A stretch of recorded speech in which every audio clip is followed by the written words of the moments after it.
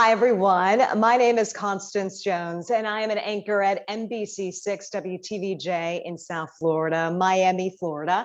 It is such an honor to be here today for this amazing conversation. I have worked as a journalist for nearly 2 decades, and specifically in the South Florida market for roughly 13 years. So it's just an honor to be able to facilitate these kind of conversations, which are really, really important for our community. So I want to officially welcome you to Volunteers of America HCA Healthcare Foundation Speaker Series. This is the third event in our series that we've been hosting over the last few months. And of course, the main topic of discussion with this is moral distress and moral injuries among our first responders. It's an important topic of discussion. And of course, during this event, we've made it really easy for you. If you have any questions, any concerns, all you have to do is use the Q&A box right there on your screen. If you've used Zoom before, you know how that works with the chat box. So please submit your questions during our discussion. Now, in our previous panel discussions, we've had a variety of different first responders here to speak with us. We've been able to speak to those in the firefighter community. We've been able to speak to those in the healthcare community and those who advocate for those who work in our community, our first responders, those who work in ER. But today, our focus is all about law enforcement. And if you didn't know, this week is National Police Week, right? This is a time that we honor the men and women who serve our community and keep us safe. But the role has had greater and greater challenges. In fact, I want you to take a look at this video. Across the country, police departments are struggling to keep officers on the force. Many quitting due to low morale, low pay, long hours, and all while risking their lives to serve and protect. From big cities to small towns, law enforcement agencies across the country are in a bidding war for new officers, offering bonuses and perks, trying to recruit the next generation of police officers, as many lifelong first responders leave the profession in droves. Studies show police staffing down by 3% nationwide. Resignations up by 42% in 2021 compared to 2019. Turning in their badges was about more than just working long hours. I've never seen the morale so low. I've never seen the rank so low. And the expectation is that we continue the level of service that we've always done. The officer was not hurt, at least physically, but the stress can cause lasting trauma. And life seems to move on in every other way. It very often doesn't move on for that officer. I wouldn't call it going downhill, but mentally I was, just kind of wiped out.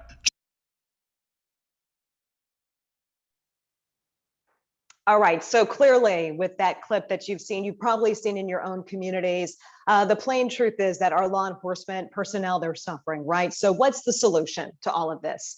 Well, it's complicated, but part of finding the solution is having conversations like these, right? And at least this is a step in the right direction as we ask law enforcement officers, former law enforcement officers, those who advocate for our police officers, their opinions on the subject and what we can do to move forward as a community, right? So today we have an incredible panel of so many amazing individuals who are going to share their insight, their experience, their stories. So it is my honor to introduce our panelists who have joined us today. First, I'd like to introduce Captain Rob Finelli, Operations Commander at the Gainesville, Florida Police Department and founder of the Southeastern Field Training Officers Association. He is now currently pursuing a second master's degree in public health from Johns Hopkins University with a focus on violence in communities. We also have former Sergeant Aquilino Ganel from the U.S. Capitol Police Department, recipient of the Congressional Gold Medal and the Presidential Citizens Medal for his actions on and after January 6th. We also know that Sergeant Ganel was also in the military. I have to give him a shout out there. My father served as well. So thank you, sir, for your service. We also have Cantor Michael Shockett, coordinator of the Fairfax County, Virginia Police Department Chaplains Unit and senior cantor of Temple Road Shalom of Falls Church in Virginia, the largest synagogue in the Commonwealth. And last, but certainly not least, we have Dr. Rita Nakashima-Brock, Director of Shea Moral Injury Center at Volunteers of America. Thank you all for being here today for this super important discussion. And I'd like to begin with Dr. Brock, but Dr. Brock, you like to go by Rita, right?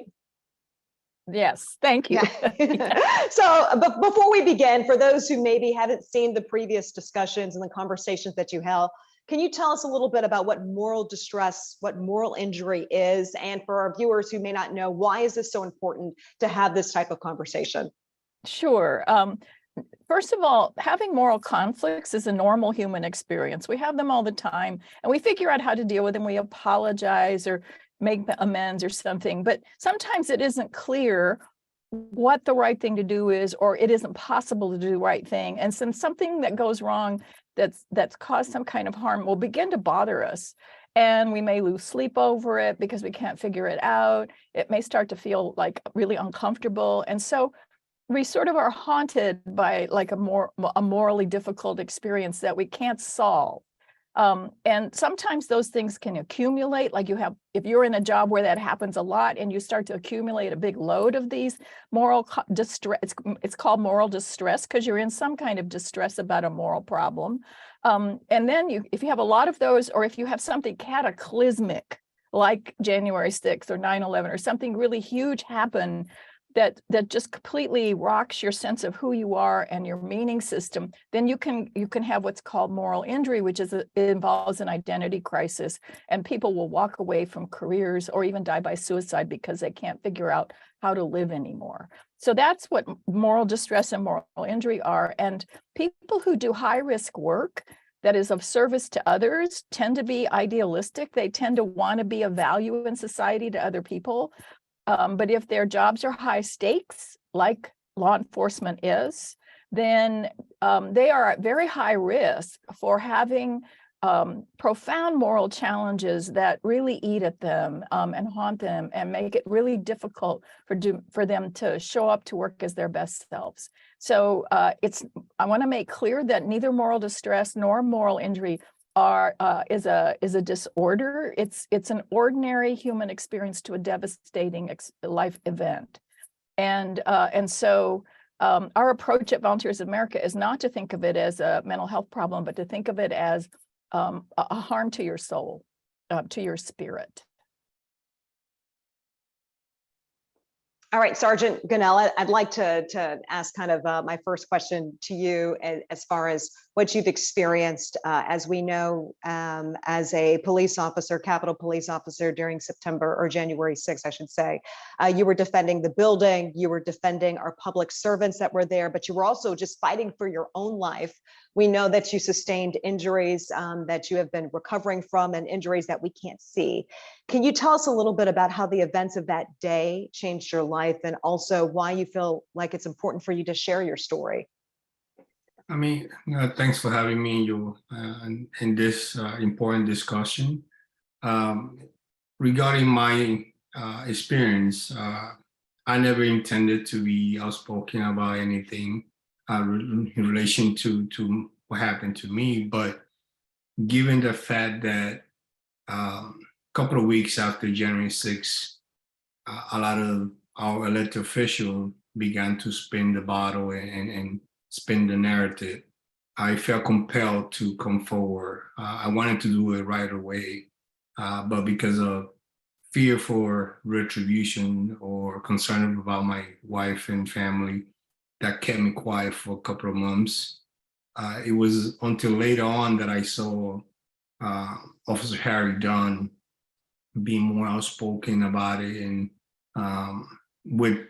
within his right, because a lot of things happened to him. But I felt like, given the fact that I was in the military, that I was a foreigner, that naturalized citizen, that I had spent 16 years of my life as a police officer in the Army, and I had the injuries, I had the scars, I had the video, the pictures, and of everything that I went through on that day, and I could pinpoint about what things happened to me and my fellow officer, and to the fact that I was management, not just a regular police officer. So I felt like I did have a strong case to command a lot of attention just because of those things. And maybe they didn't believe Harry Dunn because he didn't sustain physical injuries, but I had. Maybe because he was just focused more on social justice type of things, or racial part of what happened on January 6th, but I wasn't. And I feel like, okay, maybe they're not listening to him.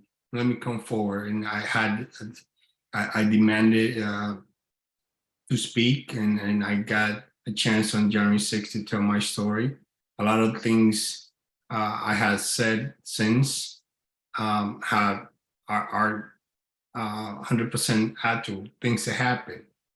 When law enforcement, when we protected the Capitol and the people working in the Capitol, we didn't do it for political game or one side or the other. But the same people who we protected now are telling us that nothing happened, your sacrifices were unwarranted. And many of those from the Republicans, I fighting for the rioters rather than the police officer. So that's when it comes the issue with my moral injury. I risked my life for protecting everybody in the building, the institution, my career, and putting my life on the line. And the very same people who I protected, they're now telling me, you shouldn't have done that because these were my people, these were my supporters. And we are fighting for them to be released, even though they assaulted me. And how can I square that when I risked my life to do something that I thought was the right thing? And I lost my career, I lost my health, my family suffered for it, my relative as well. So there's a lot of things that, I sacrifice things, my body, physically, mentally, financially. So there's a lot of things in combination that has suffered because of that horrific day. And people need to realize that when you do something that you are expected to do because that's been ingrained in your profession, then and you do it, and then out of nowhere, people tell me, "Oh, you should have done that." That's what are you supposed to do with that injury? Or there were times that months after January 6th that I used to go to the Capitol and just sit in my car. And for about 10, 15 minutes, I was contemplating whether I should go in or not. Do they have my back? Does my other police officer have my back? Do the people who are sworn an oath to protect have my interests? And some people do, some people don't. I'm not going to judge everybody with the same brush, but there are people working elected officials who don't have, in my opinion, they don't have the benefit or my best interest, because they have said it publicly and privately, by action or inaction. I mean, when they say we back the blue, or we support law enforcement, or law and order, or the rule of law. Well, it depends. It depends if you are talking to them about another group, but not their supporters or themselves. So it becomes a narrative that they try to fit everything, but they don't apply the same rules for everybody. And that also creates another injury on its own. Sergeant Cannell, thank you for sharing your story. I know we can only imagine just how difficult. We saw the pictures, but you were there on the ground, face to face with those individuals. I wanna move over to Captain Finelli. Also serves for roughly 2 decades now, 20 years as a law enforcement officer.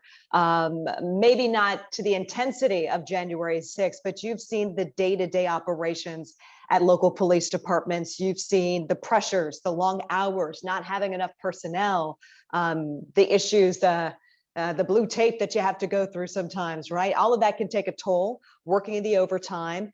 How are the law enforcement officers that are dealing with all of this? Yeah, wow. And again, yeah, thank you, Constance. And Sergeant Cannell, you're a true hero. I'm going to put that out there. Honored to be on this webinar with you.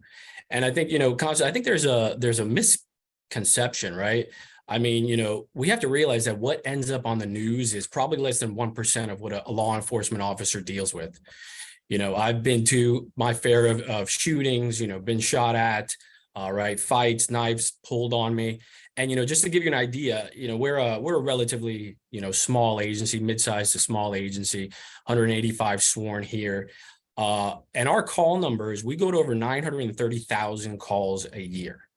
And that's amongst 185 budgeted, right? Because we talked before about our staffing woes, and we're about 40% down in patrol officers. So, you talk about 185 officers responding to over 900,000 calls a year, and the exposure to just the gamut, right, of different calls. And, what we're ultimately talking about, right, is the human experience. And I think when we separate police, right, we have the police. No, these are people, right? We are humans. We go home to families, right? We think about when I go to that school shooting, the bomb threat, right? My kids are in that school too, right? So, to separate those ideas is just, it's faulty. And, the daily traumas that we experience, again, I can think of weeks where I've gone to, baby deaths, and then a traffic homicide. And then I have to go to a community meeting, right? And listen and talk about, how street lights are out and the garbage is piling up. And not that those issues aren't important. That's not what I'm saying. And not that that's not my job as a police officer. But when I'm still trying to deal with the moral injury and distress that I've just experienced from, an intense or critical call, the perception can be, right, that I come off detached or rude. And we get that a lot too. And, I've been fortunate to have a solid support system, at home, and among friends outside of law enforcement. But, Sergeant Cannell, hits the nail on the head when, we talk about this job, right? We love this job, but I'm going to tell you, it doesn't love you back. Right. And we are social creatures, right? We look for that support. So I understood when I got into this profession what I was going to have to go to, right? And I've been a homicide detective. So I've seen some horrible, horrible things. And I get that. That's my job, right? But I think that it's not so much the critical incident or what we see or what we're exposed to.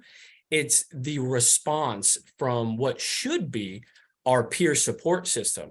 And I think Sergeant Cannell, hits on it when he talks about, those that we serve not supporting us, right? And, and I understand, there's political differences and, not every agency is perfect. I'm not saying police don't have their share of sins in our profession, but it is truly daunting and hurtful when you do this job. And why do most people enter law enforcement, right? You ask any cop, right? Any young cop. And it's, I just want to make a difference. I just want to make a change in my community. I just want to do right. And then you realize, right, the reality sets in, right? And we have those, we call them, right, the 4 or 5 year disgruntled officer, right? It's because they quickly realize that they're not making that change. And so, trying to circle back around to your question, how do we deal with it is complicated. And I think part of it is changing the perspective as an officer, right? Changing our individual perspective. And I want to give you an example. So an example that I use, classic example, is our domestic violence calls, right? We will go to the same house over and over and over again, right? That old adage, right? That why doesn't she just leave? Or why doesn't, victim blaming kind of attitude. But it becomes daunting on the officer because you want to make a difference, you want to make a change. And this is a topic, right? That repeated domestic violence call where you don't feel like you're making a change. But we need to change our perspective, right? Because, we enter this profession, we have deep roots of ideas of what honor is, what justice is, what ethics is, and particularly justice, right? And in our minds as law enforcement officers, we see justice as the bad guy goes to jail, right? Or the bad guy, is gone to prison forever, right? She leaves, she's safe, that kind of thing. And that's not always justice in the eyes of the community and in the eyes of society and in the eyes of the victim, right? Things like a domestic violence case is very complicated why a victim doesn't leave or seek help. But we need to rest assured that that's not our job. Our job is to provide safety in the moment, right? Sergeant Gunnell did his best to provide safety in the moment. And whatever the political fallout is, and trust me, I've had my share, right, locally here, the lack of support from city commission and things of that nature. That's going to happen in our profession. And when I talk to officers, I try to tell them, you came into this job to provide safety, and you do that. Every time you go to that domestic violence call, you provide a window of opportunity. And maybe they don't leave that night, and maybe they don't leave the next morning, but they will. And you were there that night to stop the violence, right? And so I think part of it is that just that perspective change of how we view the profession, how we view justice. And, you know, it's tough, right? Because there's that failure of support from those that we do protect.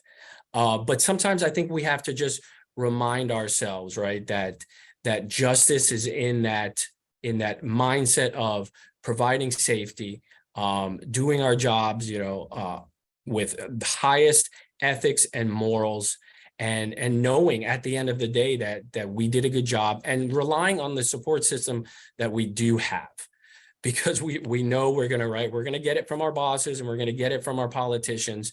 But you know, what we do is always important, and we need to remind ourselves that on a regular basis. And as leaders of organizations, we need to remind our folks that they make a difference. Captain Finelli, I have a follow-up question for you. Of course, from my understanding, you've taken part in the Volunteers of America REST program for first responders that was created by Dr. Brock and HCA Healthcare Foundation. What led you to that? And you said you had a support system in place, but what made you make this extra step to getting additional help, and what was the experience like for you? Sure, yeah. So I met Stephen Samuels with VOA at a health and wellness conference this past year, and it just, you know, kind of kismet. The speaker asked you to turn to whoever was sitting next to you and have a conversation. So Stephen was sitting next to me, so we got to talking, and he started talking about this idea of moral injury. I do a lot in the trauma world and officer resiliency world. So we had, you know, this wonderful conversation, and the idea of moral injury, you know, really hit home as to me, right, in the world of trauma, as kind of a specific trauma.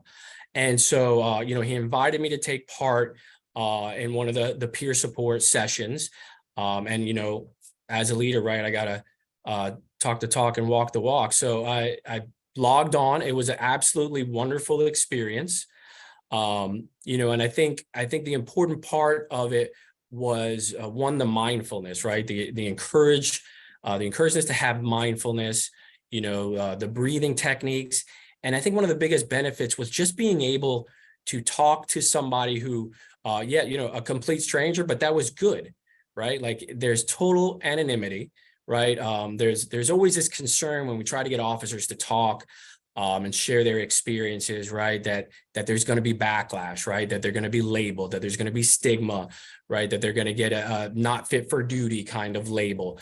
And I think that's the beauty in that the VOA system, the peer support system, where it's just someone to share an experience with, right? And so the session is just all about you know, connecting on that human experience, and I'll use the word normalizing, but what I mean is normalizing in the way that it is a shared experience. Like, you're not alone in what you go through, and you're not alone in those thoughts that you have, right?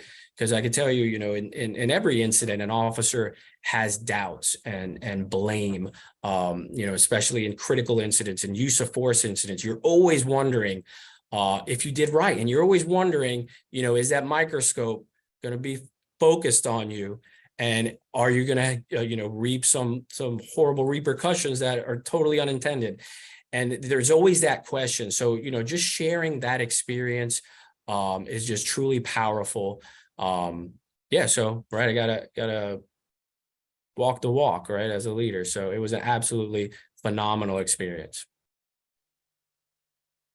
Thank you, Captain. I want to go to Michael, who has a different perspective. He's a chaplain with the Fairfax County Police Department, but he was also a former police officer, so he understands the culture, he understands the demands of the job, right? So how big is it with helping police officers deal with moral injury? What is it that you're seeing and you're hearing from the officers in the field? Well, Constance, first of all, thank you for having me also. And to Sergeant Gannell and Captain Finelli, thank you both for your service, because we can never not thank police officers enough.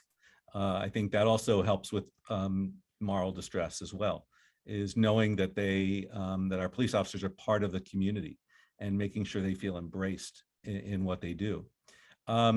I do a lot of teaching about moral injury, and I also call it spiritual survival in our police department. I teach this to all of our recruits that come through our academy, and then to our professional development classes as well. And what I hear when I talk about moral injury, and I talk about some of the the things that you see, the guilt and the moral concerns and the shame and feeling betrayal and things like that come from stressors in the law enforcement field, is this aha moment, right? I feel police officers, they hear this and they have a label on something that they've been feeling for quite some time, but didn't necessarily know how to label it. It's not quite PTSD, sometimes it is, but this, as Rita said, it's not a something that we put a, it's not in the clinician's handbook, right? It's not a diagnosis.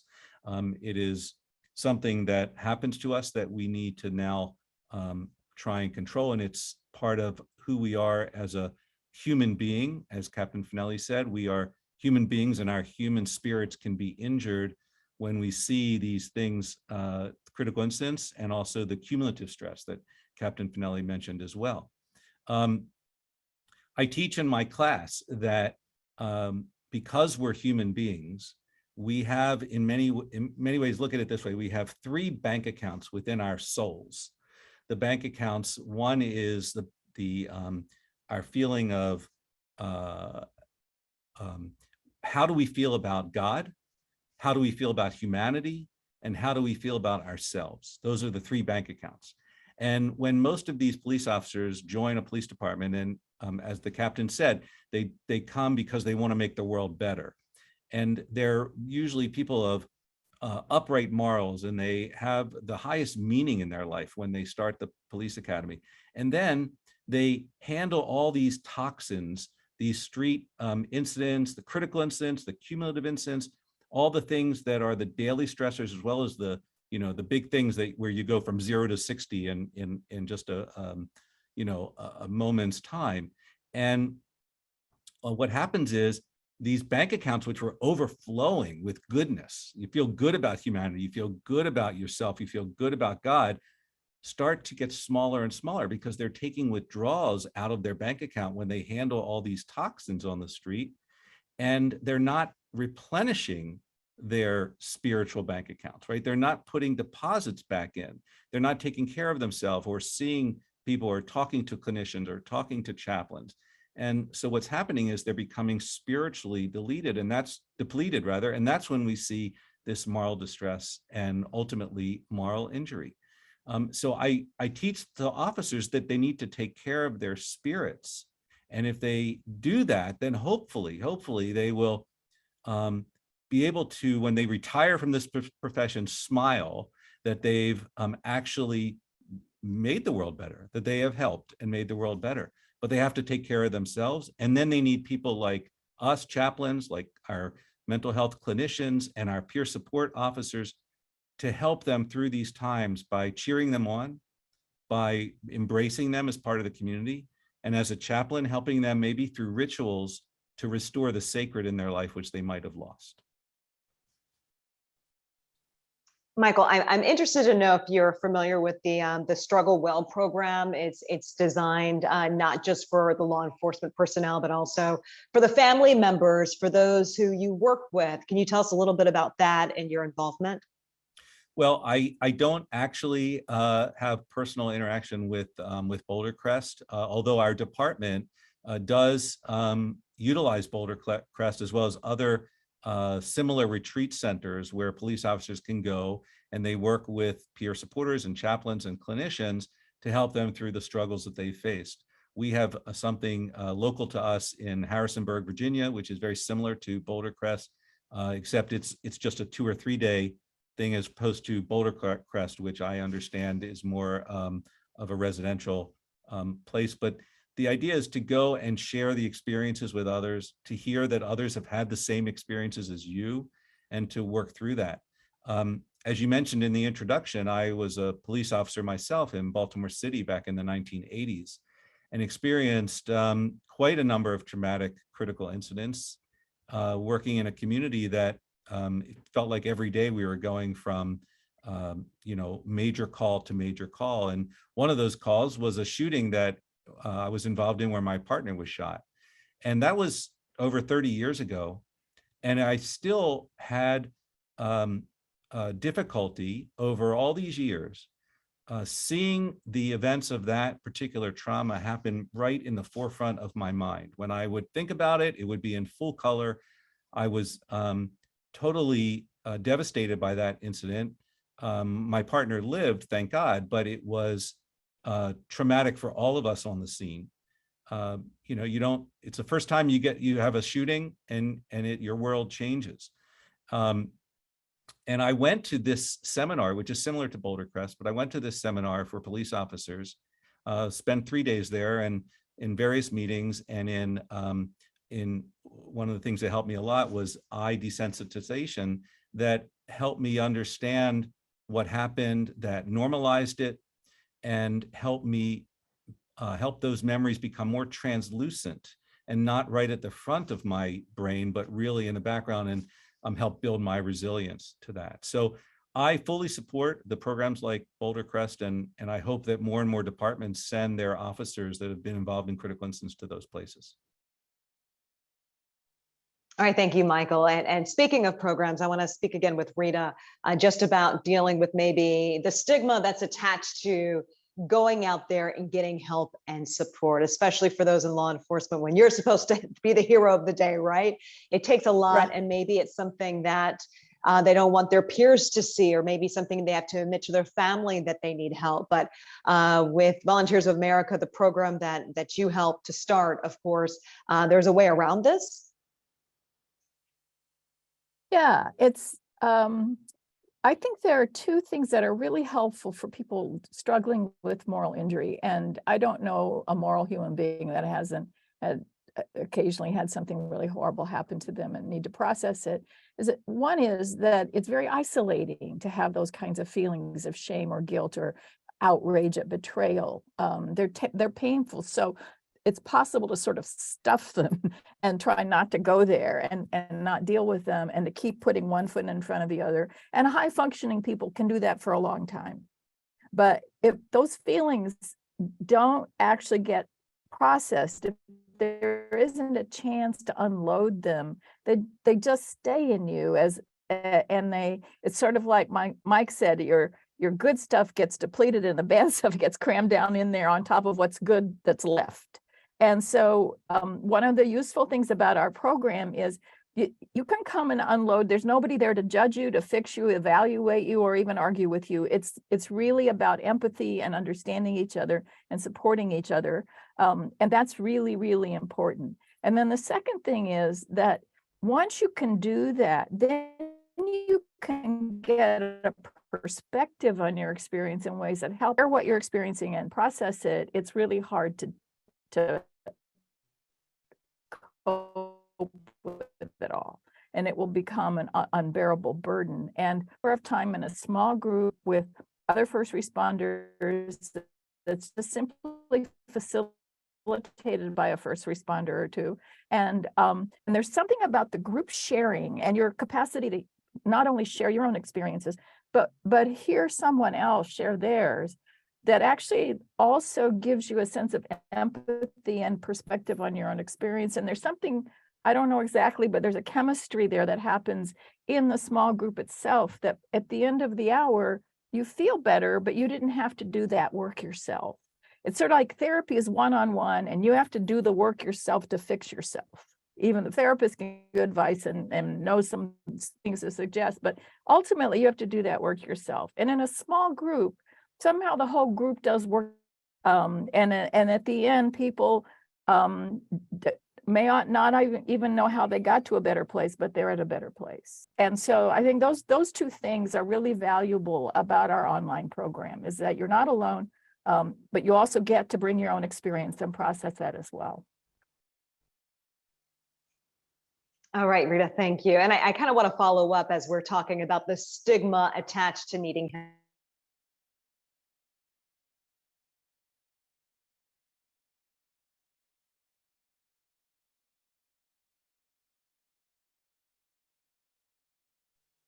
Thank you so much. Yes, that was me. I apologize. Technology is amazing. But I wanted to ask a follow-up question. I wanted to speak with Sergeant Cannell first and a few of the other law enforcement officers here. This idea of just dealing with things, right? There's a strength in learning how to deal with pressures that we go through.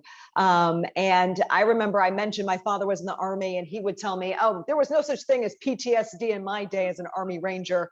But we know undoubtedly there are issues with the military, law enforcement, first responders they face every single day. We've got the medical data to prove it.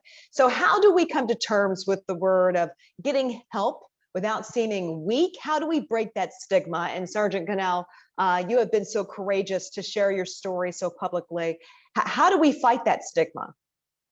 It starts with yourself. I mean, I think in my situation, my experience was that after I came back from the war, I thought I was fine. To me, I was fine, but to other people, I wasn't.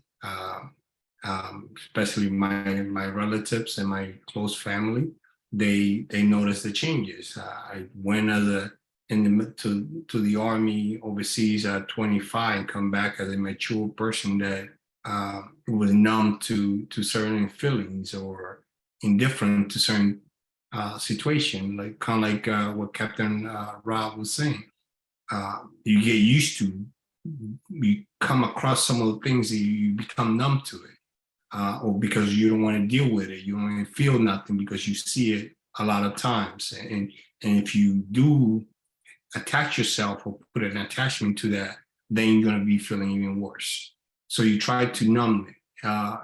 In my case, I began to reach out to the VA hospitals, just not with the therapist or sessions, but talking to a therapist. I'm like, you know what, let me try this and see how I feel. And little by little, I began to feel more comfortable in talking to that person until I finally began to take sessions with them. But taking my experience to deal with the VA and also bringing attention or actually taking care of my situation at work became a kind of like a balance, because at first I was already, when I began to get treated with the Army, with the VA, I was already a police officer, and I fear that my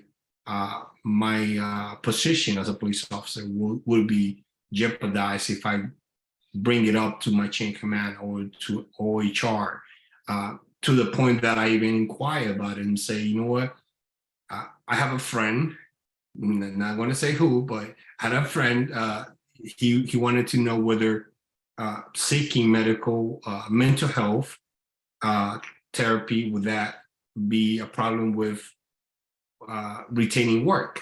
And they told me, no, if anything, it is a source of security because you are that person is seeking treatment for it. So I began to be looking out more, and I've been brought more of my colleagues that I know that they had issues with PTSD in the Army. So I brought them along, gave them the same information, and got themselves treated. After dealing with that, my issue from the military, for several years, in 2019, I stopped the treatment for it because it was just maintenance what I was doing. But then January 6th came on.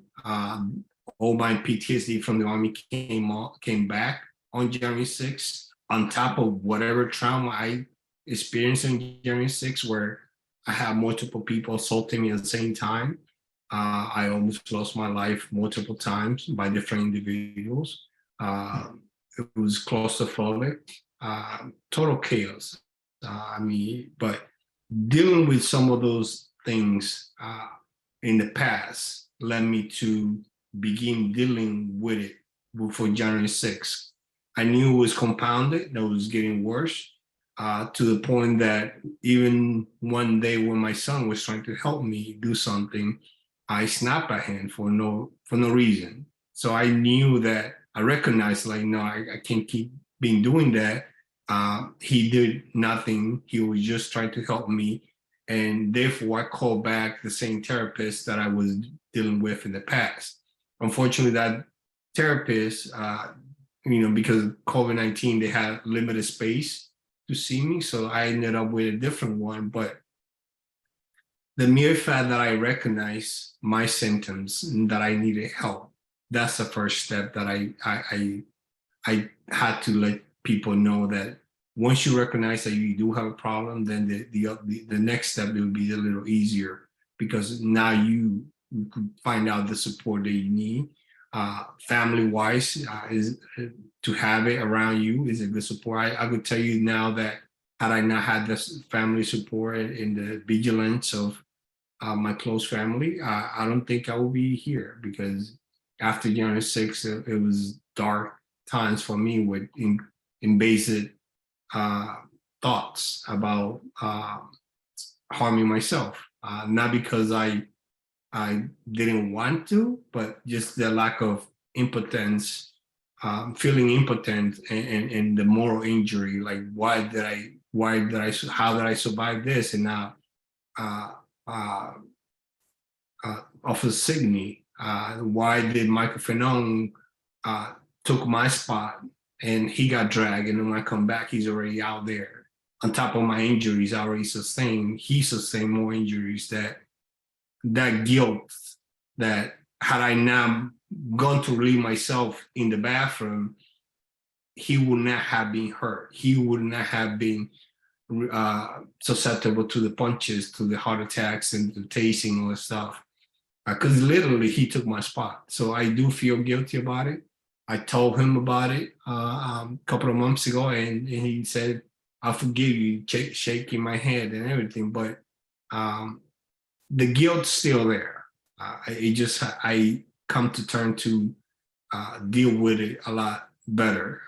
And people need to realize that just because I'm doing fine, or I may look doing fine, doesn't mean that I am fine. I'm telling you I'm fine so you don't bother me, so I don't have to keep repeating myself. But I learned that, exercising is my thing, playing basketball, going out for walks, taking care of myself. So those are things that bring down my anxiety, my trauma. And sometimes I just tell my wife, you know what, I don't feel like talking right now. Just once I come down, I'll come back and talk to you. But I need to decompress and things like that. But one of the things is that I recognize your symptoms, know that there's help available, and you're not alone.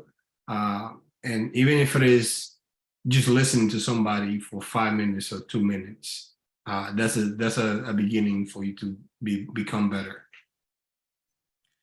Constance, could I just add on to what the sergeant said? Yeah, and ironically, I will say that I wanted to ask you a question that a viewer had about implementing health strategies to cope with some of the daily challenges, and that was directed towards you as well. But if you could, yes, echo in, please do, please do.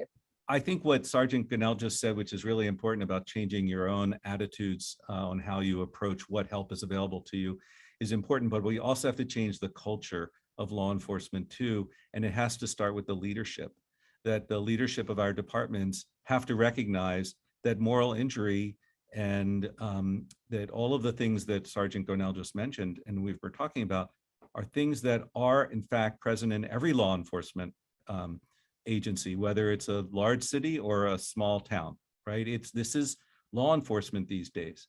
And we, just like we teach our officers to protect themselves from hazardous materials, and we put on the suit, and we have the weapons to protect ourselves from that kind of thing, and we take care of ourselves physically with physical requirements. We have to take care of ourselves emotionally too, and our leaders of our departments have to be the ones to say, we are providing this for you.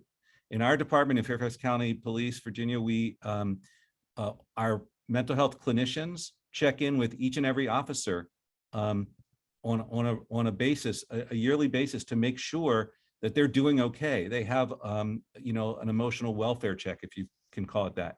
That's really important.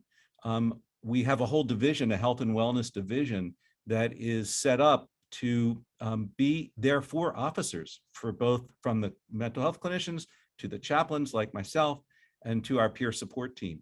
We train together, we work together. In an officer-involved shooting, when there is one in our county, all three of those spokes of the wheel, the chaplains, mental health, and peer, are responders to those officers who have been involved in that officer-involved shooting. And we have an opportunity to speak to them. And so our leadership needs to support that. Our detectives, who are, whether it's in internal affairs and in our detectives who are investigating officers themselves, have to be able to support that these officers also need the help of people like us who have built relationships, who are trusted, hopefully, by the officers to help them through these times. Thank you so much, Michael. So I would like to, I guess, go to Captain Finelli about sort of the same topic here, about what strategies are implemented within the police departments that you've worked in to kind of deal and cope with some of these daily challenges. Captain Finelli? Sure, right. So, I think there's like three pieces to this puzzle, right? And Sergeant Cannell hit on the first one, is the recognition, right? That you are going through something, right? Recognizing the signs. But I'm going to come back to that one. And he mentioned the second one, right, is peer support. He kind of flew over that one. But it's true, right? I mean, a lot of times it's tough to read the label when you're in the bottle. So, my final point on the leadership side too. So bringing all that together, right? Like, what do we do? Right. And, one of the reasons, one of the founding principles of the association I started, the Southeastern Field Training Officer Association, was trying to bring all of that together. I'm going to share a quick story, one of my experiences. So I was a young officer dealing with a number of factors, both at work and at home.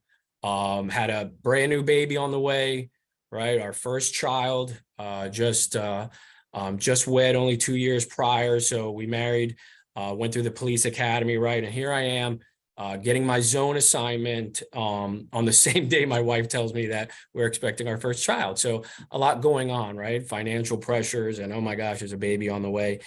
And, so the job starts, and I had a few critical incidents right off the bat, right? And I went to, first I go to my field training officer. I just gotten done. I'm solo. I'm out of the training period.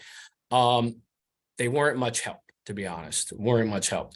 So I went to the lieutenant of personnel, and I sat down and I explained to him, I'm really having a tough time.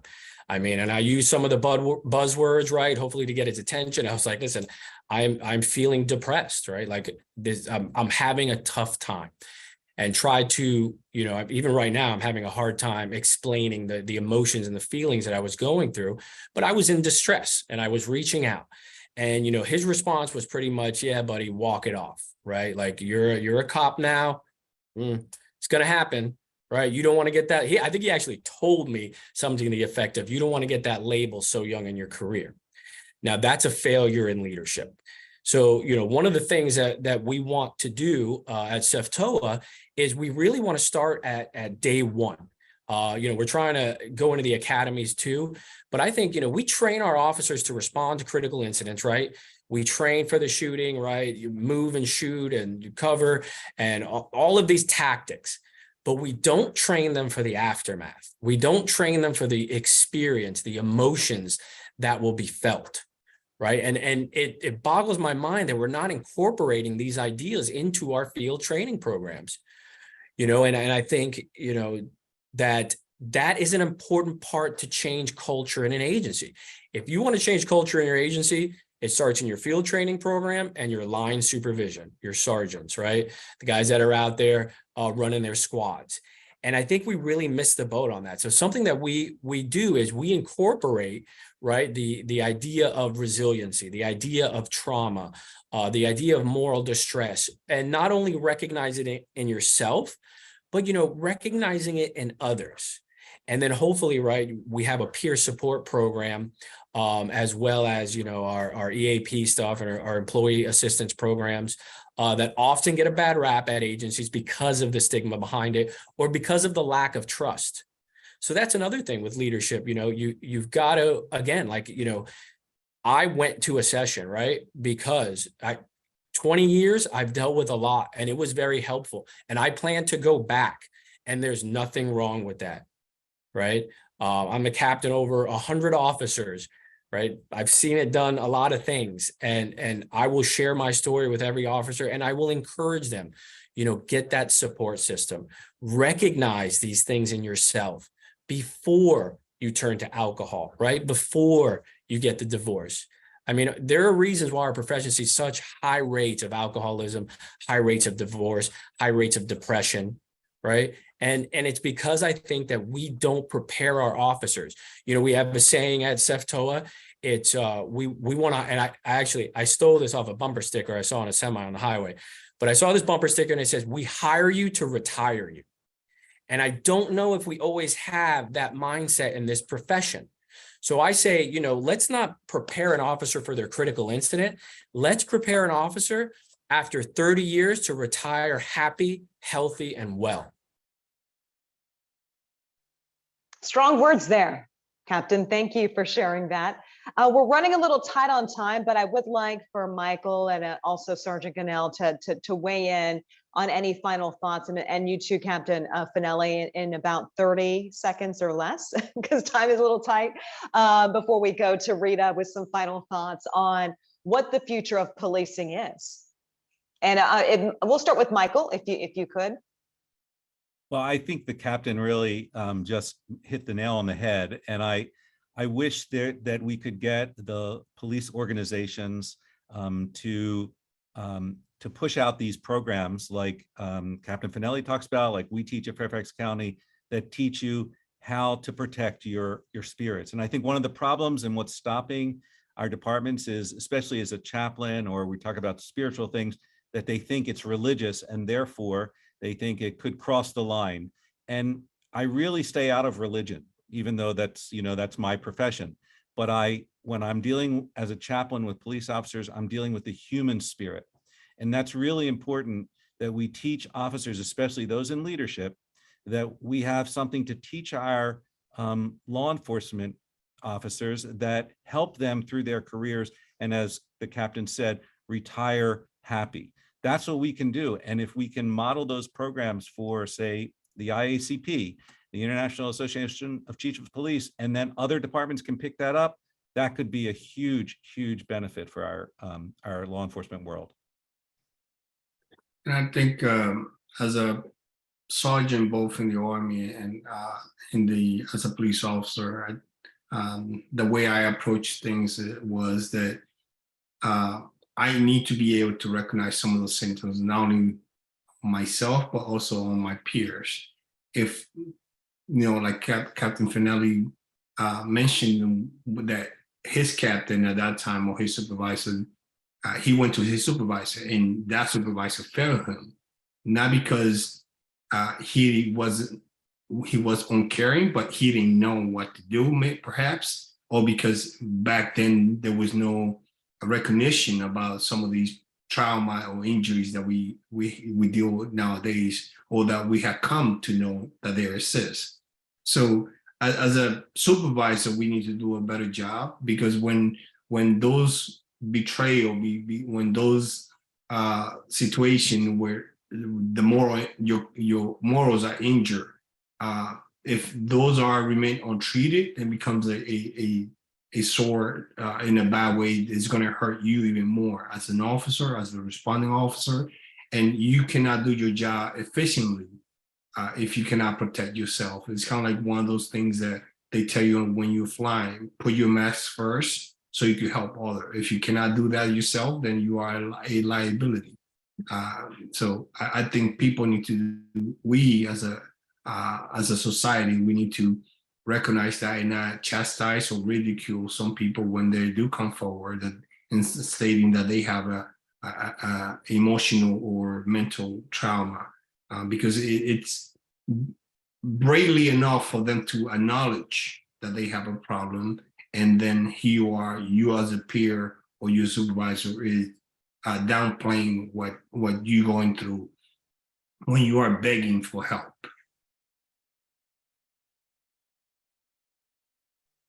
Captain Finelli, would you like to chime in one final thought? Sure. Yeah, I think, it starts today, right? If you're not doing it at your agency, start today. There are resources out there. There are free resources such as this one that are out there. And I think, Sergeant Gannell's right. Like, we don't know what we don't know, and that's okay. But we need to improve, and we need to stop looking at officer wellness as an expense and look at it as an investment, because it is. It's an investment in the future of your department. It's an investment in your personnel. Right. And, to me, it's an officer safety issue. We train so much for the active shooter, and that's all well, right.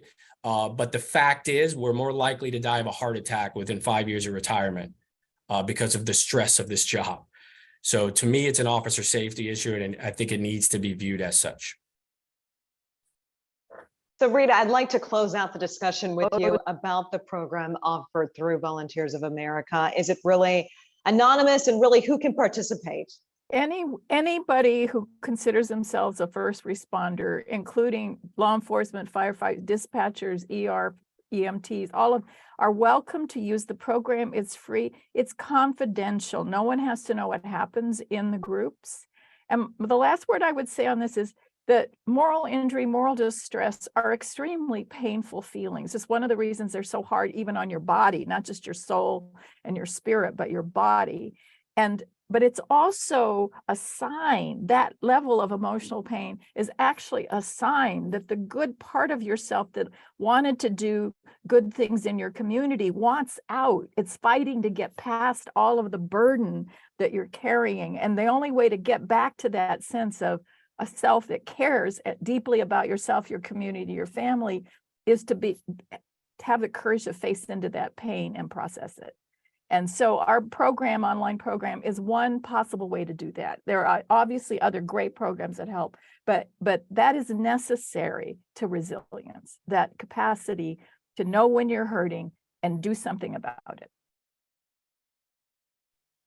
Rita, thank you. Captain Finelli, thank you. Sergeant Gannell and Michael, thank you so much for being a part of this amazing conversation today, which is also very important and needed. And yeah, this is what it's all about, having these important conversations in our community. So if you're interested in continuing this conversation, we made it really easy for you.